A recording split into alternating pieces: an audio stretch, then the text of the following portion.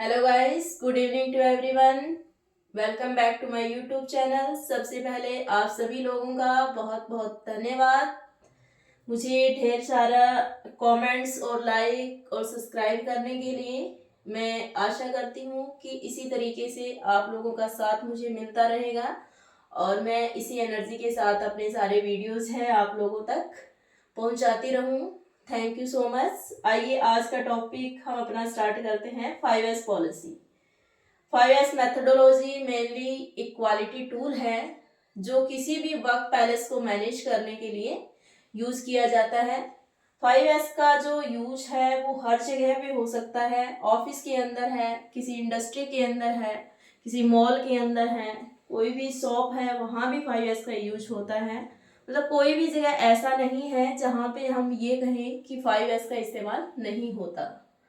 तो हर जगह 5S का यूज है। और इसके फायदे क्या है 5S के, कि जो हमारा अननेसेसरी टाइम वेस्ट होता है फालतू की चीज़ों को ढूंढने में या फालतू की चीज़ों को मैनेज करने में, वो हमारा बचता है। सबसे बड़ी बात है कि जो समय है वही सबसे बड़ा धन है और 5S को यूज करके हम समय को बचा सकते हैं और एक व्यवस्थित तरीके से हम अपना जो जगह का अपीयरेंस है, फिजिकल अपीयरेंस, उसको अच्छा दिखा सकते हैं और अपना जो कार्य प्रणाली है और अपनी जो प्रोडक्टिविटी है उसको भी हम इम्प्रूव कर सकते हैं। तो इस तरीके से 5S के बहुत सारे फायदे हैं। तो आज हम समझेंगे कि 5S के अंदर हर जो S है उसका क्या मतलब है, क्या करना होता है, 5S होता क्या है। तो आइए हम स्टार्ट करते हैं फर्स्ट S से। अपना फर्स्ट S मतलब शॉर्ट। शॉर्ट मीन्स हमें जितने भी अननेसेसरी आइटम्स हमारे वर्क पैलेस पे हैं वो सभी हमें वहां से हटाने हैं। जितने भी अननेसेसरी आइटम्स हमारी रखी है, कोई कंडम मटेरियल है जो वहां पे हमें नहीं चाहिए फिर भी रखा है, तो उस वर्क पैलेस से उसको हमें हटा देना है ताकि हमारे काम में किसी भी तरह की कोई अड़चन ना हो। नेक्स्ट जो एस है उसका मतलब क्या होता है, सॉर्ट। उसके बाद होता है सेट इन ऑर्डर।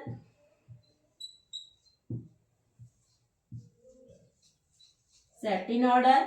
नेक्स्ट इसका मतलब जो भी हमने अननेसेसरी आइटम्स हटाने के बाद में जो भी हमारा काम की चीजें हमारे पास में जो बची हुई है उसको एक ऑर्डर में हमें सेट करना है, एक व्यवस्थित तरीके से हमें उनको लगाना है ताकि हमें काम करते हुए किसी भी तरीके का कोई डिस्टरबेंस ना हो। उसके बाद में आता है थर्ड जो एस है उसका मतलब है साइन।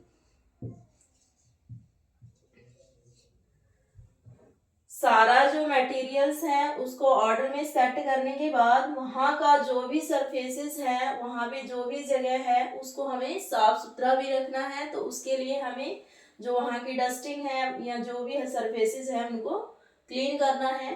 नेक्स्ट और फोर्थ जो एस है उसका मतलब क्या है, स्टैंडर्डाइज।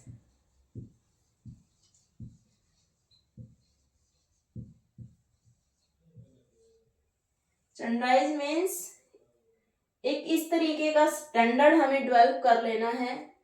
या तो जो चीजें हैं फर्स्ट इन फर्स्ट आउट के तरीके से हम रख सकते हैं, या कुछ आइटम्स ऐसे हैं जिनका यूज हर दिन करते हो आप। कुछ ऐसी वस्तुएं होती हैं जिनका इस्तेमाल आपका वंस अ वीक हो रहा है, कुछ ऐसे वंस अ मंथ हो रहा है, कुछ ऐसे वंस अ ईयर होते हैं। तो इस तरीके से आपको ये देखना है कि ज्यादा यूज होने वाले जो आइटम्स हैं वो आपके वर्क जहाँ पे आप बैठे हैं वहां पे आसपास आप इस तरीके से सेट करें कि आपको बार बार उन चीजों को लेने के लिए खड़ा होके जाना ना पड़े, अपना टाइम अननेसेसरी उस चीजों पे वेस्ट ना करना पड़े। और एक स्टैंडर्ड तरीका मेंटेन करना है कि जो इम्पोर्टेंट चीजें हैं उनको आप एक स्लैब के अंदर रखें, दूसरी उनसे कम वाली हैं जो उसके अंदर रखें, और जो बिल्कुल ही कम वाली हैं उनको लास्ट में रखें। अल्फाबेटिकली आप सेट कर सकते हैं, या फिर किसी चीज को जैसे हमारे केमिकल्स होते हैं स्टोर के अंदर, तो उनको सेट करने का क्या तरीका होता है कि वो हमारे वेस्ट लाइन से ऊपर नहीं होने चाहिए। हैवी जो इक्विपमेंट्स हैं वो हमारे बहुत ज्यादा ऊंचे नहीं रखे होने चाहिए, उनका मतलब सेफ्टी पर्पज से भी हमें ध्यान रखना है कि इस तरीके के आइटम को एक स्टैंडर्ड तरीके से हम मेंटेन करके रखें, ताकि किसी भी तरीके का हमें उन आइटम्स की वजह से कोई नुकसान ना पहुंचे, और जो भी आइटम्स हमें चाहिए वो इजीली हमें मिल पाए, और टाइम पे वो जो भी काम हम करना चाहते हैं वो हमारा हो पाए।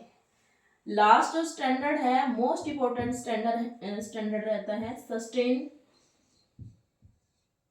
सस्टेन का मतलब होता है कि ये जो चार जो एस हमने किए हैं, उन 4 एस को करने की हर दिन हमें हैबिट डाल लेनी है कि जो भी अननेसेसरी आइटम हमने उठाए उनको हर दिन सेट ऑर्डर में सेट कर दिया, वहाँ की डस्टिंग वगैरह हमने कर ली, साफ सफाई और एक स्टैंडर्ड तरीके से भी हमने मेंटेन करा हुआ है।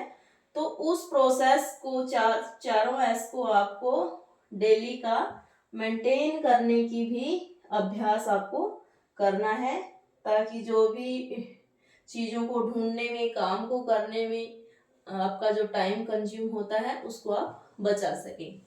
आशा करती हूँ कि आप अच्छे से ये जो 5S के बारे में आज हमने डिस्कस किया वो सब आपको समझ आया है, और आप इस डिस्कशन का अपने जहाँ भी आप काम कर रहे हैं वहाँ पे अच्छे से इम्प्लीमेंटेशन भी करेंगे। इसी आशा के साथ थैंक यू सो मच। मिलते हैं कल अपनी नेक्स्ट वीडियो के साथ।